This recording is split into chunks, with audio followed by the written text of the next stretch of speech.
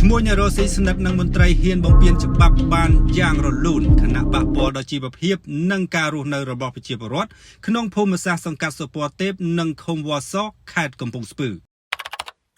ភាពអនាធិបតេយ្យនៃអាជីវកម្មមិនគោរពច្បាប់លើការកាយនិងដឹកជញ្ជូនដីពីសំណាក់ឈ្មួញឈ្មោះជាតិនៅភូមិសាស្ត្រឃុំវត្តសនិងសង្កាត់សុពណ៌ទេពខេត្តកំពង់ស្ពឺគ្រាដែលអាជ្ញាធរមូលដ្ឋាននិងមន្ត្រីជំនាញហាក់ដូចជាធ្វើមិនឃើញចាត់វិធានការអនុវត្តច្បាប់ឲ្យបានម៉ត់ចត់និងទាន់ពេលវេលាសេចក្តីរាយការណ៍បានឲ្យដឹងថាការជីកកាយរណ្ដៅកាន់តែធំនិងជ្រៅដោយអត់ធ្វើរបងការពារសុវត្ថិភាពសត្វចិញ្ចឹមរបស់អ្នកភូមិរួមទាំងការដឹកជញ្ជូនដីមិនក្របដឹកលើសទ្រង់ធ្វើឲ្យដីធ្លាក់លើផ្លូវមិនសម្អាតចេញកើតជាទួលជាចង្ហុកធូលីហុយរអិលប្រឈមនឹងគ្រោះថ្នាក់បង្កការរំខានទៅដល់ការធ្វើដំណើររំខានដល់ជីវភាពរបស់ប្រជាពលរដ្ឋលោកជាតិម្ចាស់អាជីវកម្មពុំទាន់មានការឆ្លើយតបទេគិតត្រឹមវេលាចេញផ្សាយនេះបន្ទាប់ពីក្រុមការងារវ៉ាន់ប៉ុសបានសុំការបញ្ជាក់ពីលោកតាមបណ្ដាញ Telegram រីឯលោកមុតផុនអភិបាលស្រុកសំរោងទងក៏ពុំទាន់មានការឆ្លើយតបផងដែរ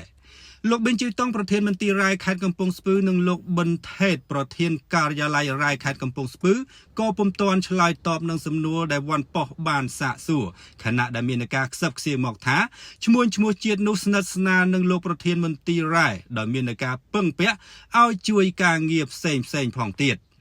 សូមរំលឹកថានាពេលកន្លងទៅអន្តរក្រសួងបានចេញស្រាវជ្រាវណែនាំជាមួយនឹងលក្ខខណ្ឌរបស់អាជ្ញាធរមួយចំនួនពេលចេញលិខិតអនុញ្ញាតឲ្យម្ចាស់អាជីវកម្មបានកំណត់ថាការដឹកជញ្ជូនធនធានរ៉ែដីខ្សាច់ថ្មគ្រប់ប្រភេទត្រូវតែស្ងួតមិនលើសទ្រង់គ្របឲ្យបានជិតត្រឹមត្រូវមិនបង្កឲ្យដីថ្មខ្សាច់ធ្លាក់លើផ្លូវត្រូវថែទាំជួសជុលផ្លូវជាប្រចាំបើហុយស្រោចទឹកមិនត្រូវធ្វើឲ្យប៉ះពាល់ដល់បរិស្ថានសណ្ដាប់ធ្នាប់សូម្បីតែរថយន្តចេញពីការដ្ឋានក៏ត្រូវលាងកង់ឲ្យស្អាតជាមុនផងដែរជាពិសេសរណ្ដៅដីដែលមានជម្រៅជ្រៅតម្រូវឲ្យធ្វើរបងបិទដើម្បីសុវត្ថិភាពមនុស្សនិងសត្វចិញ្ចឹមចុះបករលេខមកមើលសកម្មភាពខាងលើនេះវិញតើបានអនុវត្តវិធានការអ្វីខ្លះសូមអ្នកពាក់ព័ន្ធជួយបញ្ជាក់ផង